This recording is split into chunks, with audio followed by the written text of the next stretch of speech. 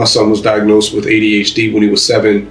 And because of my experiences in battling with mental health issues and prescription drug addiction and, accidental drug overdoses and 2 failed suicide attempts and, just really hitting that rock bottom place, I wanted to ensure that my son didn't have that same experience. Welcome to the Brand Hustlers Podcast, where innovation meets ambition and stories of success inspire the next generation of business leaders. Each episode, we dive into the journeys of those who hustle, those who make their dreams a reality, and those who are shaping the future of business. Whether an aspiring entrepreneur, a seasoned business owner, or simply a dreamer with a vision, you're in the right place. So get ready to ignite your passion, learn from the best, and transform your ideas into action. This is where your brand story begins. Welcome, Brand Hustlers. For a while, I thought that, what I was putting into my body and how I was treating my body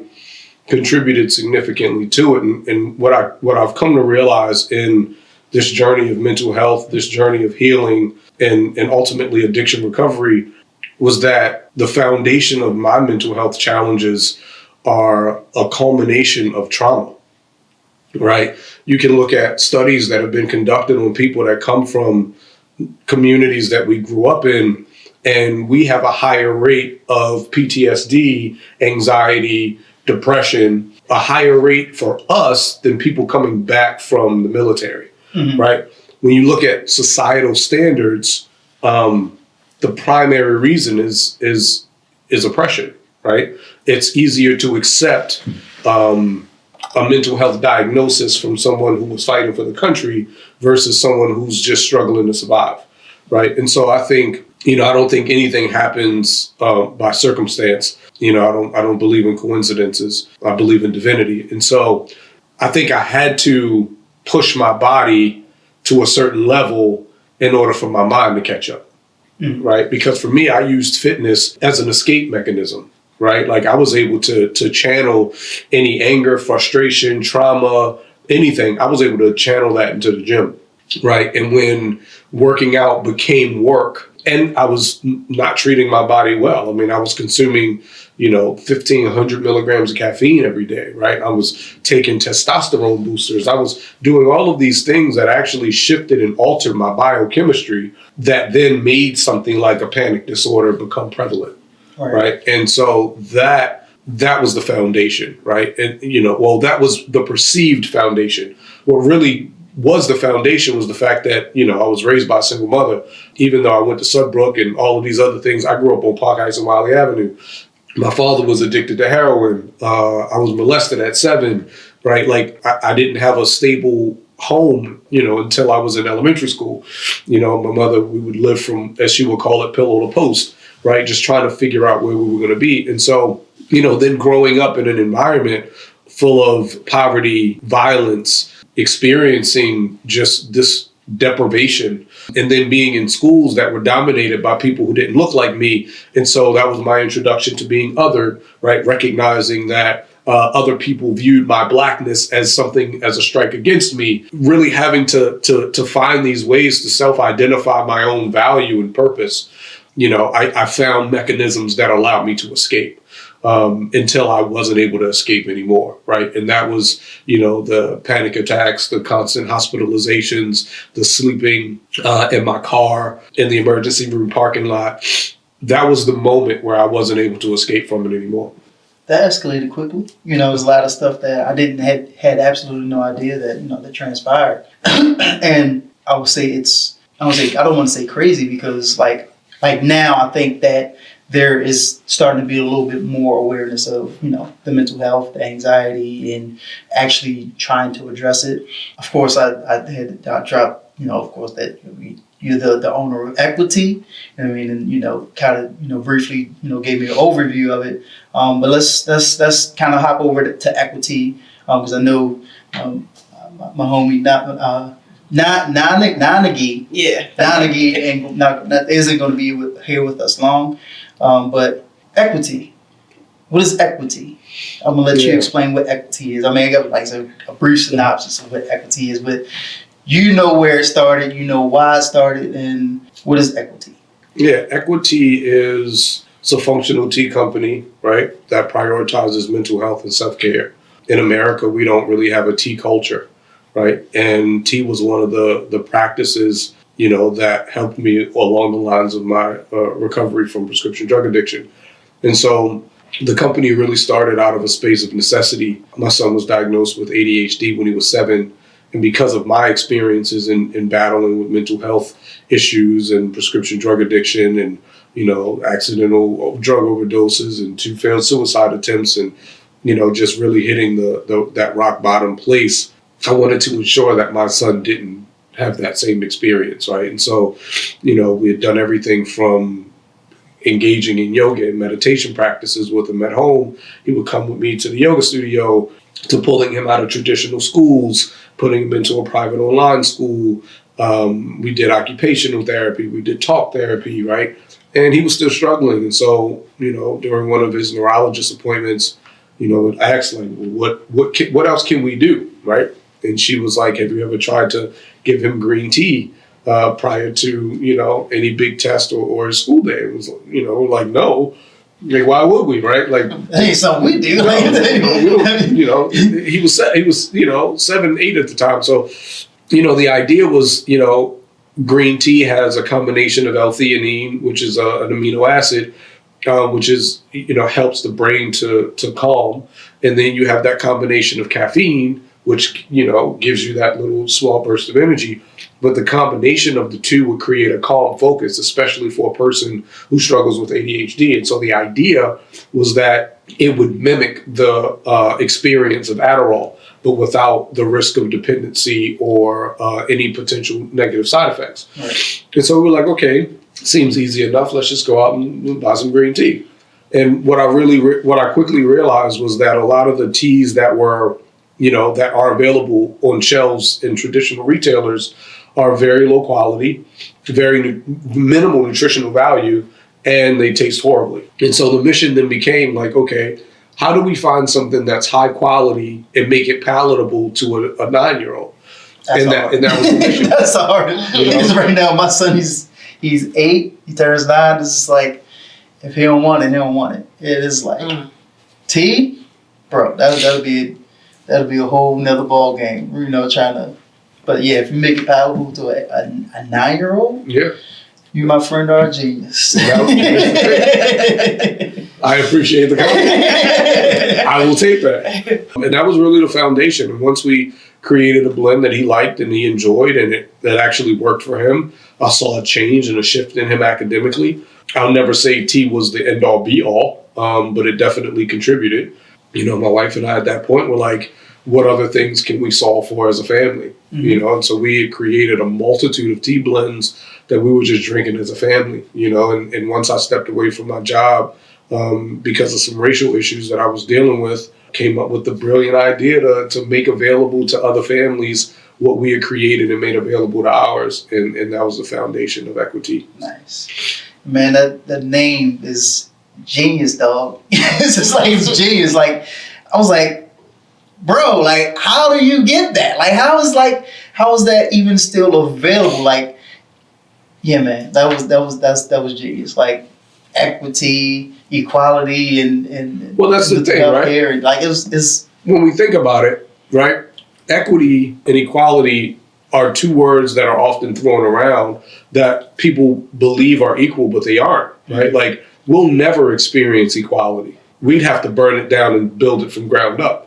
But we can get to a place of equity, right? Creating equitable resources, meeting people where they are, providing them the resources that they need to find this balance, this level of equilibrium in their wellness journey, in their healthcare journey, in their academic journey, in their professional journey, right? We're looking, because we don't have the same starting point, right? But with the necessary resources, we can all end up in the same place.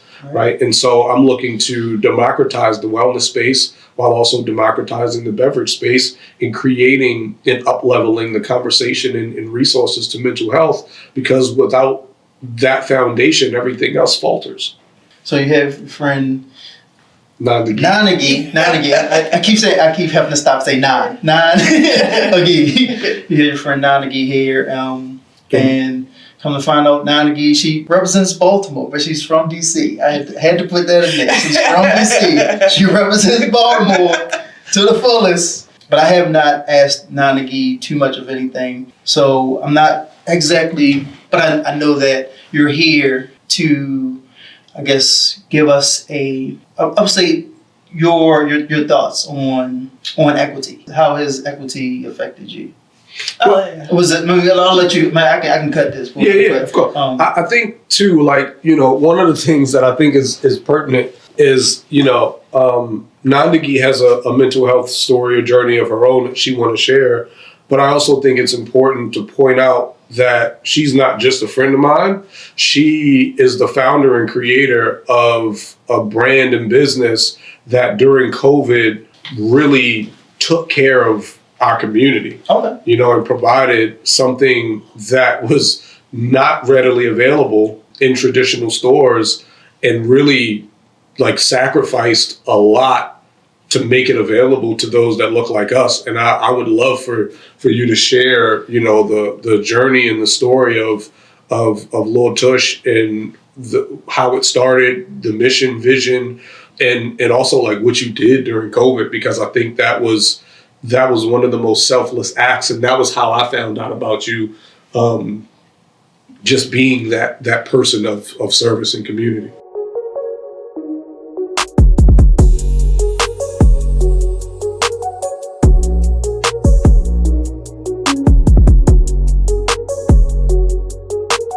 Thanks for that beautiful intro.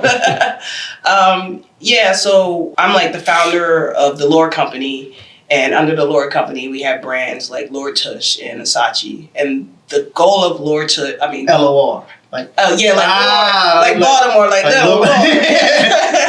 Like my dog's name on Instagram is Laura Pablo. Laura Pablo versus Ella. I was like, why you do? Or like it's a Baltimore thing. You wouldn't get it. You wouldn't get it. That's what's up. Yeah. So like our overall goal is just to create more sustainable products that are in the household space and in the fashion space.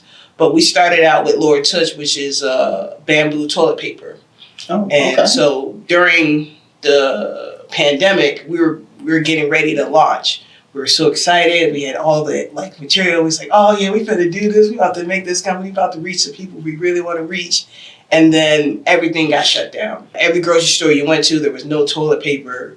People were on the corner selling toilet papers. It was really bad. And we're here ready to launch. And it was like, I don't feel right selling something that people need and taking advantage of them in that point. So I was just like, let's just give it away. Let's just give away our entire inventory. So I quickly created a website that had a form on there that just asks for your name, your information, like if you're immunocompromised, if you lost a job, just to kind of like filter out people who just want free stuff. And it started spreading on social media, and then we started getting entry after entry after entry. So we all hopped in our cars and drove all around Baltimore City just giving out free toilet paper. That it felt like the easiest thing to do. It wasn't even much of convincing. It was just like, let's just do the right thing. And that was the right thing. And it was crazy, us driving up to people's houses and them like either being super excited or like super thankful that some random stranger on the internet just delivered them toilet paper that they were looking for. And we ended up going to a lot of senior homes, a lot of people who weren't there financially, a lot of people who lost jobs. And like we just wanted to support where we could, because it's important to look out for not only people that look like me, but for anyone who's experiencing any kind of hardship. Right. So we still to this day donate toilet paper. We're not as public about it because I think I just want to do the good. Right. So that's what we've been doing. And as a business, you gotta make money. Oh yeah, we gotta make money. But it's definitely good to kind of have that option for people that in need. That and I'm sure it was a filtration process for to get there. So yeah, but that's dope. Yeah, thank you. Don't touch. Yeah, had to give me some. So yeah, that's pretty dope. So I guess my question how do I piggyback off of that? Yeah, I mean, go ahead. you know, right? You know, like the foundation of everything that we do at Equitea is really geared and centered toward mental health, right? And up leveling the conversation as we believe that, you know, a shared story or shared experience can be a saved life, especially when you look at those in our community that are still finding the space and comfort and vulnerability to share their story. So, you know, this is a part of, you know, of this dialogue and conversation that I too am unaware of, you know, but I would love for you to share a story or an experience that you've personally had and what that challenge was, how it impacted your mental health, but then how were you able to find a place to not necessarily overcome, but thrive in the face of whatever that mental health challenge was. Yeah, absolutely. I think for me, pinpointing, it might be a little bit hard, but what I wanted to share was like similar to like your upbringing, right? You know, I grew up poor, homeless, getting evicted left and right, first generation Nigerian, parents trying to make it work after coming here, you know, all that kind of experience. And the thing is, like, I never stopped to work through it. So from first time experiencing up till I met you, I've just been nonstop going after going and going and going and going and going. And it wasn't until I actually met you and we started talking that I really stop and try to reflect on my own and work through my own stuff. You sharing your story and me researching and just understanding and trying to be more vulnerable to like myself and then like my family, you know, I realized I've been struggling with a lot of things. I feel like I have PTSD from the experience I had growing up. I always have like anxiety, like I'm just now comfortable talking even on camera, like just expressing myself. But like overcoming that is a recent thing. And you know, things that I've been doing to overcome that is I started fasting. And I know I bought your tea randomly at Hotel Revival, and when you fast, I'm trying not to eat anything, so it's just liquid. So I'm over here drinking green tea. I didn't know I like bitter stuff. Like, I'm Nigerian, we have bitter cola, but like, I'm a kid, I want Starburst. But I'm over here just drinking green tea with nothing added to it, right? Because I don't want to break my fast, but like, and I'm looking inward, trying to understand my feelings, trying to understand everything about me to make myself a better person. Because you know, I have anger issues. I have a lot of issues and I hide it well. Like I'm high functioning. We have no choice but to function in whatever environment we are in. We can't take a break. We can't stop. Like we have to keep going. But I'm trying every day to like take time to really like work through everything that I've been through. Cause you know, I couldn't keep going like that. Like as a founder, you know, I'm taking on an added responsibility, not only like to myself and, you know, the people, my employees, but also to my customers, right? I'm trying to get this message out that we should be using better alternative sources and materials to like keep our planet here for our children.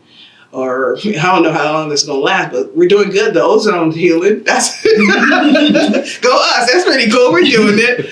But like those are the things that like, you know, I think about and it's heavy, right? And I can't move if I'm weighed down. So yeah, I've been just trying to really like find my inner peace, work through all my experiences so I can be like the best version of me and I can then help more people because you can't help anyone if you can't help yourself. You know, that's where I am right now in the journey, just trying to breathe, I should say, and really like make something happen for the planet. That's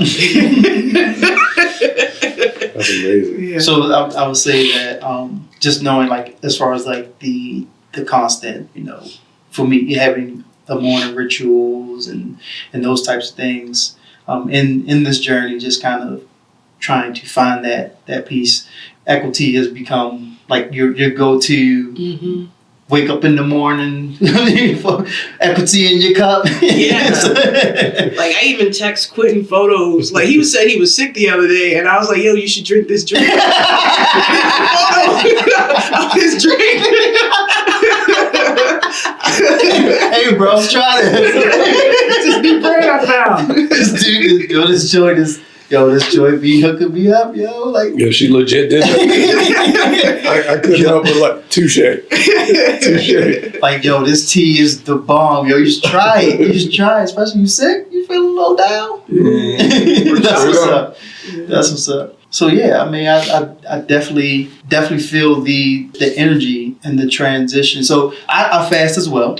So no ill effects or making you want to like feel like you're nauseous or anything like that. Like it's just smooth and like it. Like what does the taste like? What does the taste like? Like for me for fasting. Yeah. Recently, I did like in the span of like a week and a half, I did 3 24-hour fasts that I didn't know. I just forgot to eat. Like it wasn't a thing where let me rephrase that. No, because I have food. I'm good now. I forgot to eat. Like, wait, no. So like, that's a real thing. I fast purpose. Yeah. Like okay, I'm looking at the time. Like I got 2 hours and 16 minutes, 32 seconds. It's just becoming like for fasting for me. It's just been like becoming like second nature. Just like giving my body time to heal.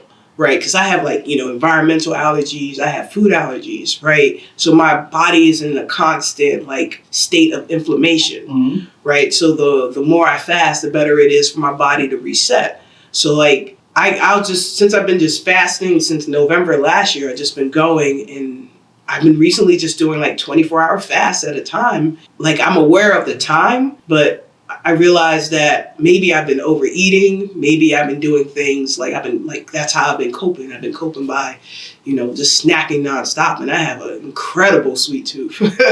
And so doing all this fasting, like I feel like I've been more energized doing it. Right. I feel good. I feel great. I still make sure I have a good window for me to get my food in and the nutritional value that I need to keep my body going. But it feels life-changing to me. Right.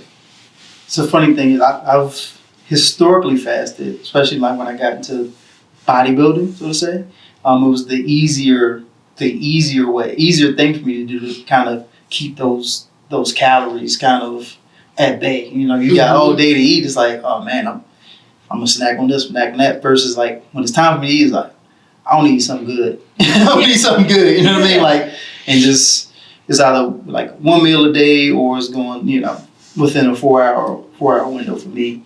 And for sure, like it gives your body an opportunity to kind of reset or kind of not to be always digesting something. You know what I mean? But to actually shelling the nutrients to where it needs to go versus like, oh man, something else. You know what I mean? Like you're just compacting this on top of each other. So I'm a huge advocate of fasting, and green tea is definitely my go-to. And apparently, I've been drinking the low-quality stuff.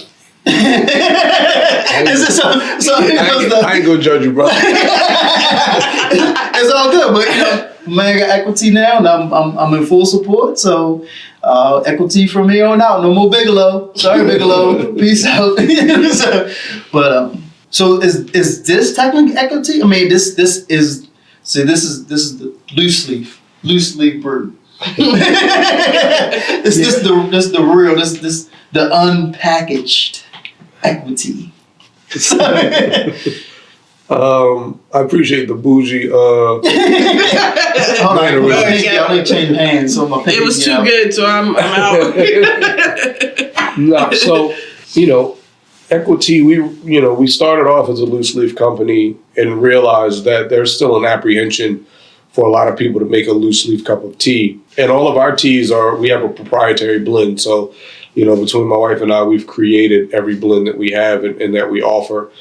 And we made that shift in transition toward the middle part of last year to really taking the guesswork out of it for consumers and making a high quality cup of tea in a can, right? Mm-hmm. So it's more accessible. It's a grab and go type of thing. What you are drinking there is a very high quality Japanese loose leaf single origin tea that we source directly from Japan. It's a Gyokuro, and it's Gyokuro.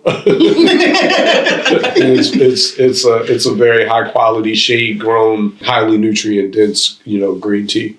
So In addition to our proprietary blends, I have a pretty expansive tea collection. So, we drink a multitude of different types of teas, whether it's our own blends or it's single origin. So, yeah. Okay, single origin. Explain that to me. A single origin means that it doesn't have any other ingredients in it, right? So like our green tea, in the can is green tea with lavender, lemon verbena, lemongrass, and ashwagandha. That's a blend, right? And so that's a blend of different teas and botanicals from different places. Single origin means that it comes from one specific place, one farm. It's untouched. It's, literally straight from the farm, into the package, into the home, Let me put my pinky up. Yeah, that's like a $15 cup of tea. And I'm almost out of tea, so Yeah. I was listening to Richard Branson earlier today. And I know you got a bounce. He talked about creating things out of necessity. Mm.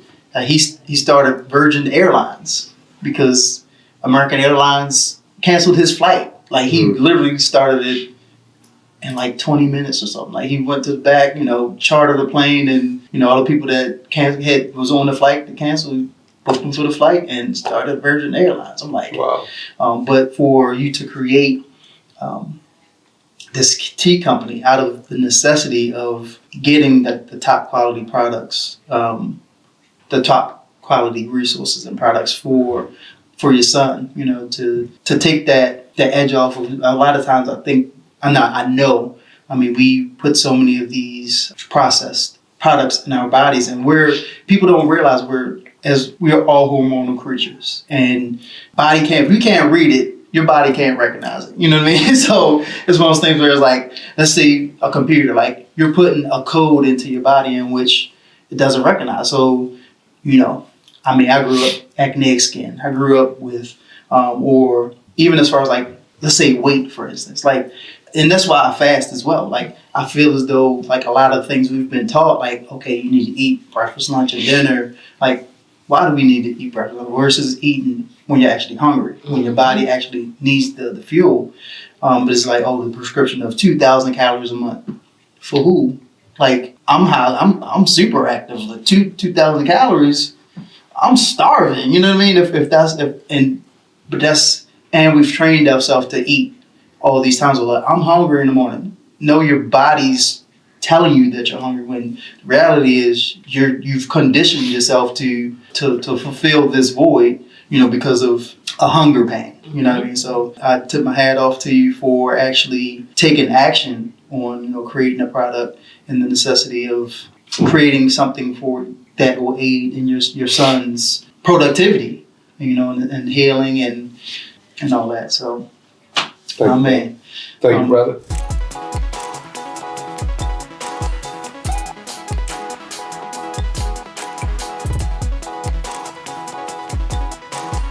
You've been tuning in to the Brand Hustlers Podcast, the sanctuary for ambition, innovation, and the relentless spirit of entrepreneurship. We hope today's journey has fueled your passion, sparked your curiosity, and given you the insights you need to take your brand to new heights. Remember, every big achievement starts with a dream and the courage to hustle for it. Don't miss our next episode where we uncover more stories, strategies, and insights from the world of business. Until then, keep hustling, stay inspired, and turn your vision into victory. Thank you for listening, and remember, your brand's legacy starts right now.